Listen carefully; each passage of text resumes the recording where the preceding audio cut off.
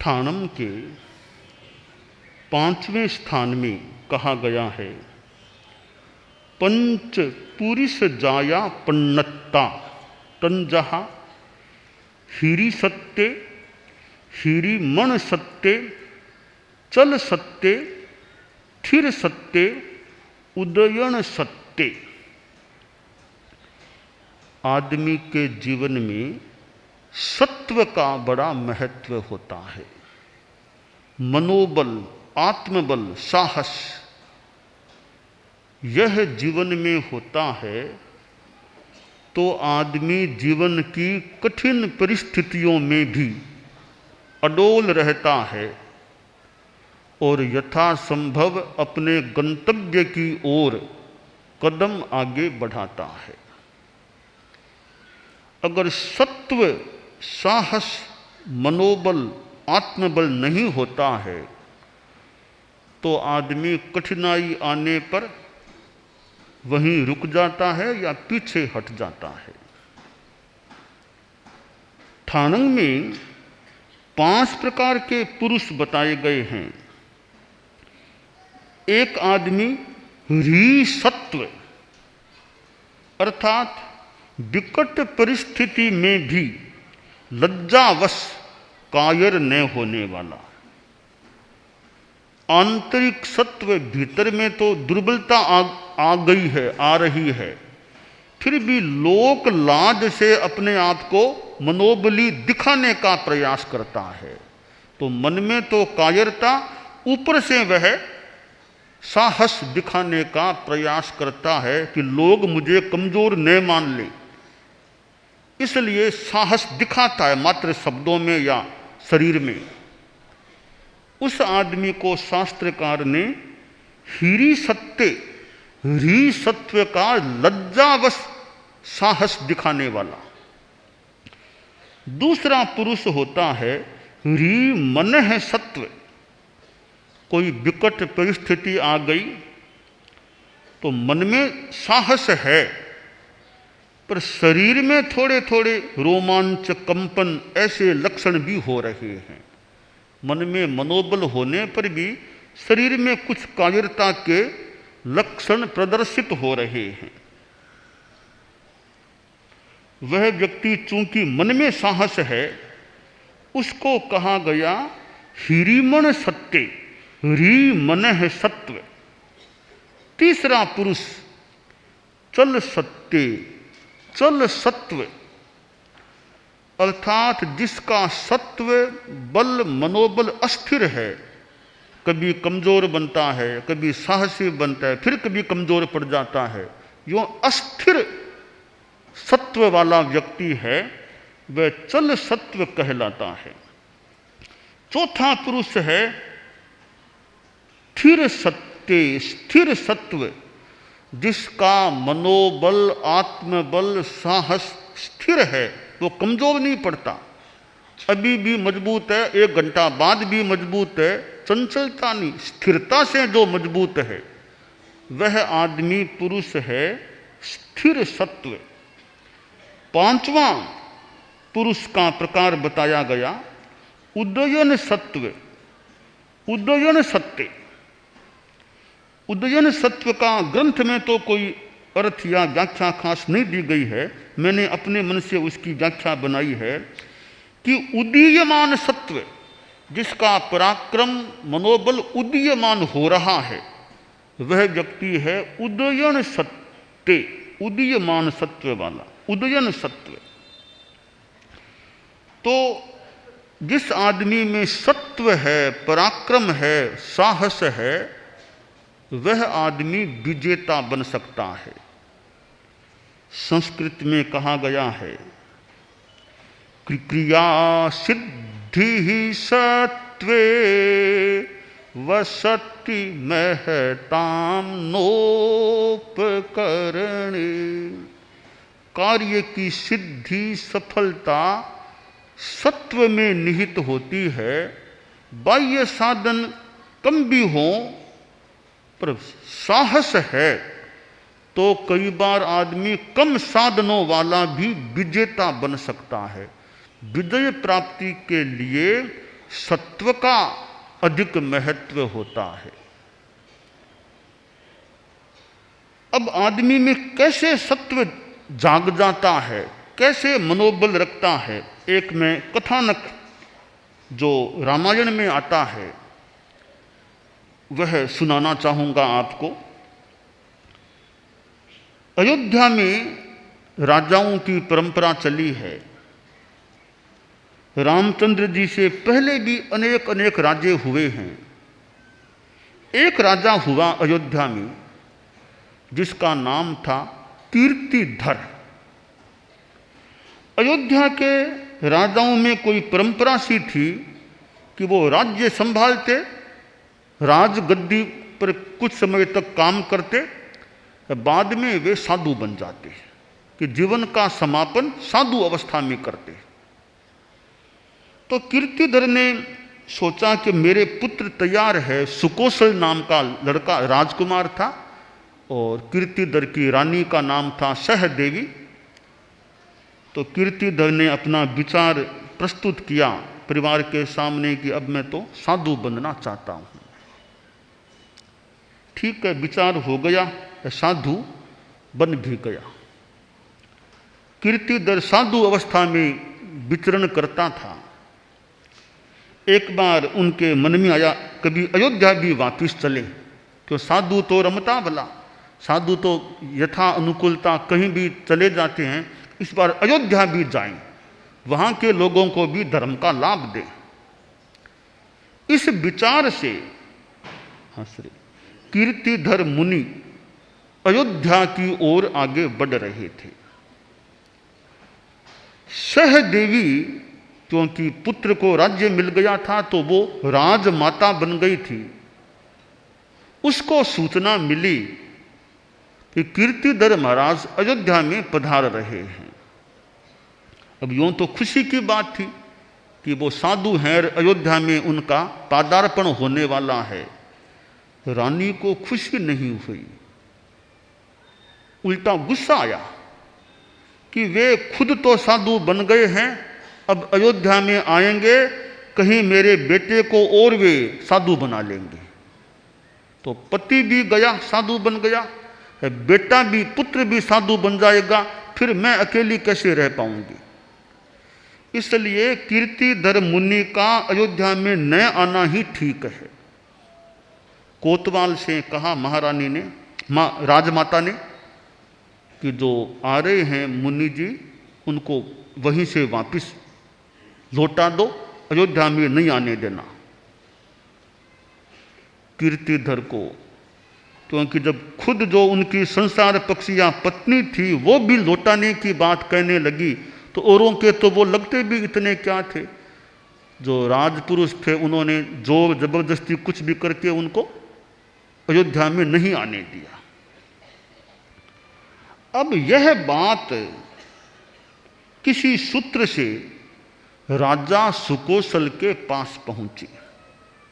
धाय माता ने बताया कि ऐसे ऐसे कीर्तिधर मुनि आ रहे थे, उनको लौटा दिया गया है। राजा को बड़ा दुख हुआ कि मेरे पिता महाराज हैं और सौभाग्य से उनका मेरे राज्य में अयोध्या में आगमन हो रहा था, उनको मां ने लौटा दिया, अच्छा नहीं किया, पर मैं उनके दर्शन तो करूंगा।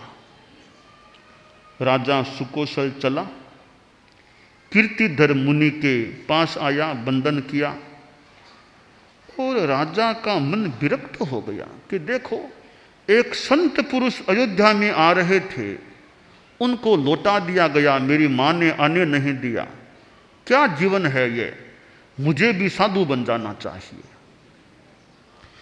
तो सुकोसल जो राजा था, वैराग्य भाव आ गया और वह भी पिता के साथ, पिता के पास साधु बन गया। अब सहदेवी को, जो मां थी राजा की, पता चला कि मेरा बेटा जो राजा, वो भी साधु बन गया। बहुत दुख हुआ कि पति भी गया, बेटा भी गया। आर्त ध्यान करने लगी, बिलात करने लगी, और फिर उसका आर्त ध्यान में आयुष्य का बंध हुआ और आयुष्य पूरा भी हुआ। कि आर्त ध्यान में जब आयुष्य बंध या आयुष्य की पूर्ति होती है तो अगली गति भी कुछ खराब हो सकती है। तो वो राजमाता मरकर के सिंगणी की योनि में आ गई, शेरनी बन गई। वह वन में घूमती थी। एक बार ये पिता पुत्र दोनों साधना करते थे, कोई पर्वत में, कोई किसी गुफा के स्थान में। कार्तिक पूर्णिमा का दिन आया तो उनको तपस्या की संपन्नता करनी थी, तो वो भिक्षा के लिए आ रहे थे। मार्ग में यह सिंगणी मिल गई। तो वो सुकोसल मुनि आगे चल रहे थे और कीर्तिधर उसके पीछे पीछे चल रहे थे। कीर्तिधर मुनि ने देखा कि वो आक्रामक मूड में सिंगणी आ रही है, तो सुकोसल मुनि से कहा, वत्स तुम पीछे आओ, आगे मुझे आने दो। अब वो सुकोसल में देखिए कितना वो सत्व था। बोला, गुरुदेव पिताश्री, मैं पीछे नहीं आऊंगा, पीछे कमजोर आदमी आता है। मैं क्षत्रिय का बेटा हूं, क्षत्रिय वंशी हूं, हम पीछे आना नहीं सीखते, हम तो मुकाबला करते हैं। तो मैं तो साधु, मुकाबला और तो करना नहीं, तो कर्मों के साथ ही मुकाबला करना है। तो भले सिंगणी आ रही है, पीछे नहीं आऊंगा, मैं क्षत्रिय पुत्र हूं, पीछे नहीं आ सकता। पीछे नहीं आया तो पुत्र आगे रहा और पिता पीछे रहे। वो सिंगणी और निकट आ गई। सिंगणी आक्रामक मूड में थी। तो साधु का तो धर्म है हिंसा करना नहीं। सामने वाला हिंसा को तैयार हो जाए तो भी साधु हिंसा न करे। प्राण साधु के भले चले जाएं, साधु किसी की हत्या हिंसा न करे। तो सोचा साधु ने, ठीक है, वो क्या करेगी, ज्यादा से ज्यादा मुझे मारेगी, वो तो क्या करेगी ये, मैं अपनी साधना में लीन हूं, जो करेगी सो करेगी। वह साधना लीन था। मनोबल, सत्व, समता भाव।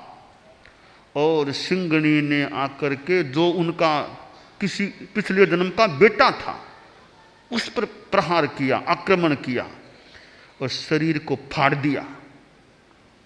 शरीर को फाड़ करके उसका खून पीने लगी, मांस खाने लगी। बहुत आनंद से खून मांस पी रही थी, खा रही थी। पिता थोड़े दूर थे। अब वो खून पी रही थी, मांस खा रही थी। कोई खाते खाते ऐसी चीज उसके सामने आई जैसे कोई दांत आ गया। दांत को देखा तब सिंगणी के मन में आया, कुछ ऐसा कहा गया जो भी हो, कि वो एक ऐसी चीज दिखी कि उसको लगा यह क्या चीज है, यह तो मेरी कोई देखी हुई चीज है कहीं। वह सिंगणी थोड़ी गहराई में गई, उसे पिछले जन्म का ज्ञान हो गया। अरे यह तो मेरा बेटा है, सुकोसल है, इसको मैंने मार दिया, यह क्या किया। अब पछताए होत क्या जब चिड़िया चुग गई खेत। मार दिया बेटे को। तो अब सिंगणी को बड़ा पश्चाताप हुआ, रे जिस बेटे को मैंने कभी पाला पोसा था, हृष्ट पुष्ट बनाया था जिस शरीर को, उसको मैंने खत्म कर दिया। भयंकर गलत काम हो गया मेरे द्वारा। अब वो सिंगणी के मन में अच्छे परिणाम, मैंने हिंसा कर दी, हत्या कर दी, यह क्या किया मैंने। भाव धारा निर्मल बनी। फिर सिंगणी का भी देहावसान हो गया। तो सुकोसल मुनि तो बड़े सुंदर उच्च परिणामों में थे। उन्हें तो मरते मरते यानी मरने से पहले केवल ज्ञान प्राप्त हो गया और सुकोसल मुनि तो मोक्ष में पहुंच गए। वह सिंगणी थी, उसमें भी अच्छे परिणाम आ गए। वह मर करके 8वें स्वर्ग में, 8वें देवलोक में चली गई। और फिर वो कीर्तिधर मुनि थे, वो भी समता में थे।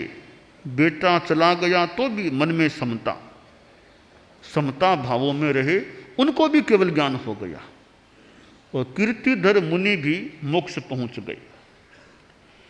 तो यहां ज्ञातव्य बात यह है कि एक मुनि सुकौशल पीछे नहीं हटा, सिंगणी को देख करके भी पीछे नहीं हटा। मैं क्षत्रिय वंशी हूं, हालांकि यह तो गौण बात है, क्षत्रिय वंशी होना, मूल में साधु हूं, मुनि हूं, तो सहन करूं। जिनकल्पी मुनि होते हैं, कोई शेर भी सामने से आ जाए, पीछे हटना जिनकल्पी मुनि का धर्म नहीं आश्रय। इसलिए सुकौशल मुनि ने भी बड़े शौर्य के साथ, धैर्य के साथ, सत्व के साथ मृत्यु का वर्ण कर लिया, तो पीछे नहीं हटे, समता भाव में रहे और मुक्ति को प्राप्त कर लिया। तो यह सत्व आदमी के भीतर जागना चाहिए। जितना हम विकास कर सकें सत्व का, निर्भीकता का, साहस का हमें विकास करना चाहिए कि डरे नहीं, समता भाव रखें। संस्कृत में एक श्लोक आता है कि कुछ आदमी ऐसे होते हैं, वो भय के कारण से बड़े काम को शुरू ही नहीं करते। प्रारभ्यते न खलु विघ्न भयेन नीचै, प्रारभ्य विघ्न निहता विरमन्ति मध्यः, विघ्नैः पुनः पुनरपि प्रतिहन्यमानः, प्रारब्धमुत्तम जना न परित्यजन्ति। आश्रय कि कुछ लोग तो भय के कारण से कार्य का प्रारंभ ही नहीं करते, वे निम्न श्रेणी के लोग हैं। कुछ लोग काम को शुरू तो कर देते हैं उत्साह के साथ, तो विघ्न बाधाएं आती हैं तब घुटने टेक देते हैं, काम को बंद कर देते हैं, छोड़ देते हैं। वे मध्यम श्रेणी के लोग हैं। कुछ लोग उत्तम श्रेणी के होते हैं, वो काम को शुरू भी करते हैं, विघ्न बाधाओं के आने पर भी, विघ्न बाधाएं बार बार आती हैं फिर भी काम को बीच में नहीं छोड़ते, निष्ठा तक उसे पहुंचाते हैं, मंजिल तक पहुंचाते हैं। वे उत्तम श्रेणी के लोग होते हैं।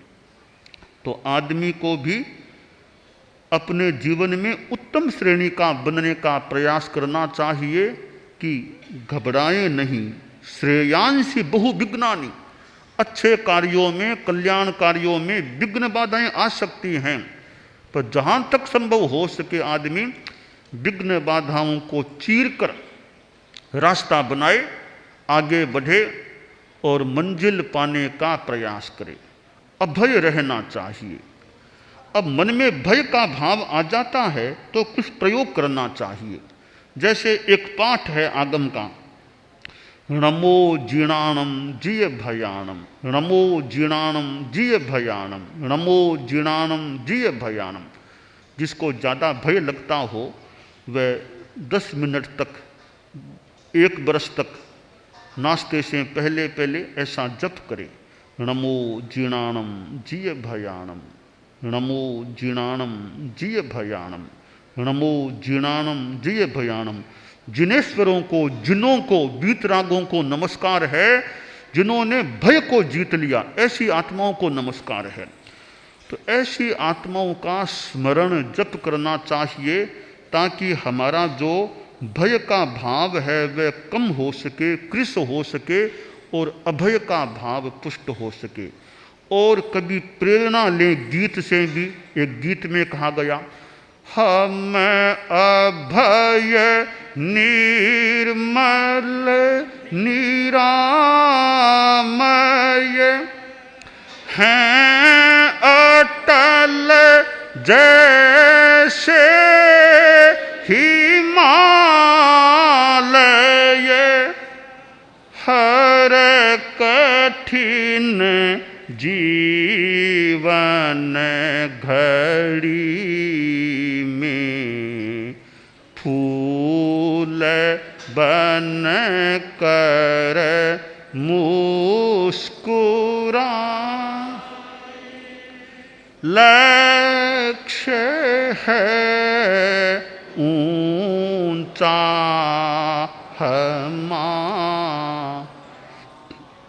हम विजय के